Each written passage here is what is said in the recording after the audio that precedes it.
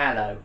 A little while ago I promised a video on the settings that I use on my Panasonic G1 to make it shoot much like a film camera.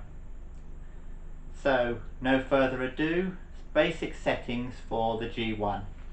And I've got the G1 here with a Canon manual lens. This one's the 35-70 constant f4 zoom.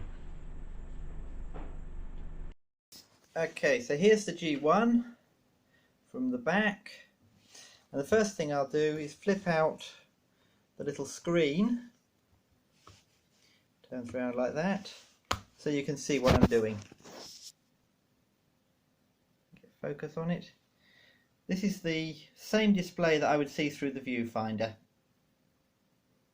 You see I have guidelines on, just the simple ones, so they won't appear in the picture, but they do help me keep the horizon straight. I've also got the histogram, which again just gives me information about the picture. Yeah, it's got board and switched off now. Okay, so the camera's switched on. On-off switch is just there. And I'm going to show you first what's the single most important setting for using the G1 with manual lenses. Okay, so this button here is our menu button. If your G1 is a little fresher than mine, it might actually say menu on it. This one's worn off. There's the menu. This is where the menu starts from. But we're going to run down to this one here, the second set of custom menus, all the way through, and it's buried right at the back, about 4 pages into this menu. This setting here, shoot without lens, is what it's called. You need to have that set to on, otherwise the camera is going to look for its own type of lens and it won't work with the manual lens. If you do get a message that says lens is not correctly seated, and you know the lens is correctly seated, this is why.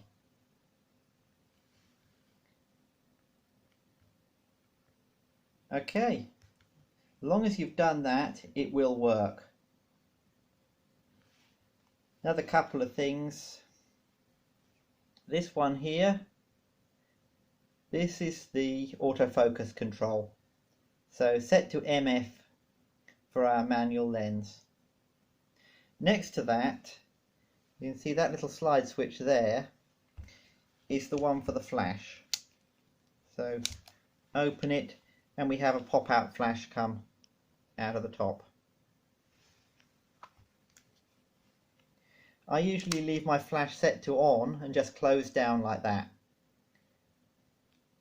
which closing that down sets the flash to off. Okay, that button there shows what's been taken. In this case, there's nothing on the memory card in this camera. Memory cards live in here.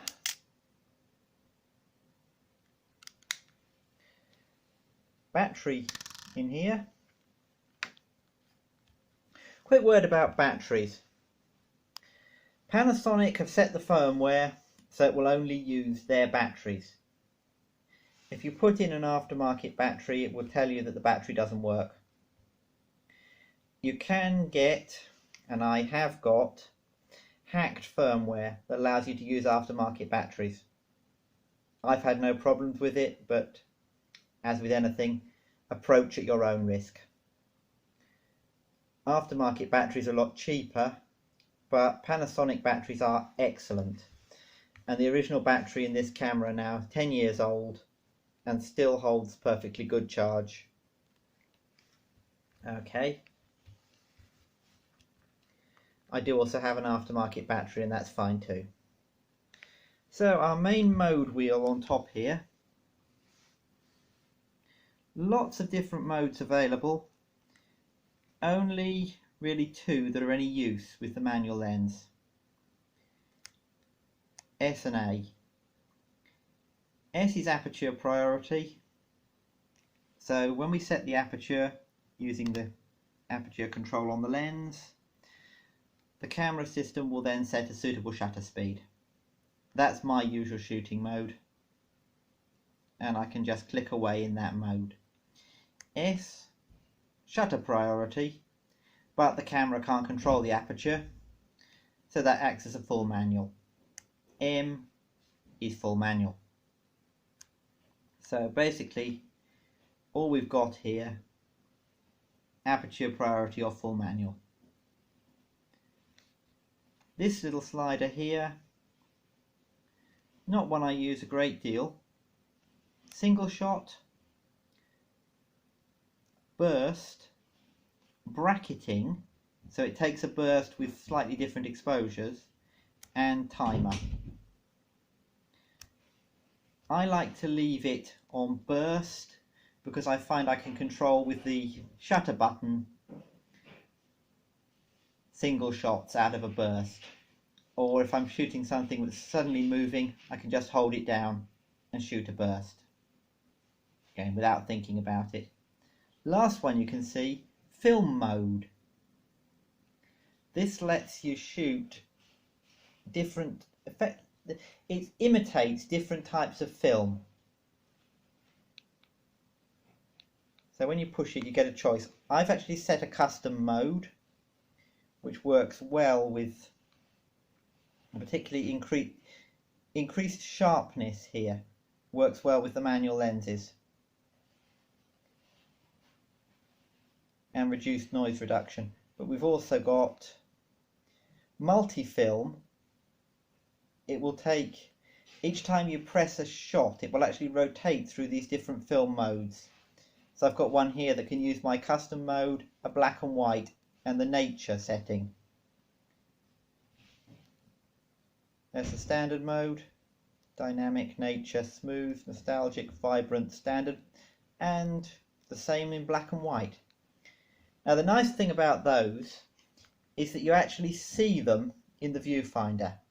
So you can see what effects you're getting before you push the button. All very useful. So there we are, that's the Panasonic G1 with manual lens. Okay, last thing, you may have noticed I've got a lot of straps on here. This one is the standard strap that comes with the camera, although I've put a little extender on it. And the way I use that is simply as a safety strap. Anytime I'm shooting, that's gone around my neck. So if I drop the camera, it's not gone on the floor, in the water. I quite often shoot outdoors into all sorts of variable environments. Then there's this thing. Now this is sort of a bit redundant having both of these, but what I find is that having a strap here round my shooting hand gives me a lot of extra stability. I'm generally shooting with available light. I don't like to speed up the sensitivity too much. Apart from anything else, the sensor on this is comparatively small. It does tend to get a bit noisy. So just a bit of extra stability for steady images. The other disadvantage, of course, using the manual lens, the image stabilization doesn't work. So very well worthwhile. And I will usually have this holster bag, so I keep the camera in. Yet another strap around there. And that one goes before that one. Octopus time. Okay, so when I'm actually outside somewhere shooting, anytime I'm not taking pictures, I just drop the camera back into the little holster and either close the top like that, has got a zipper, or I can just leave it open if I need to get the camera out quickly. Still got the neck strap, so I can't drop it. Okay, Hope this was useful. Please stay tuned for more videos.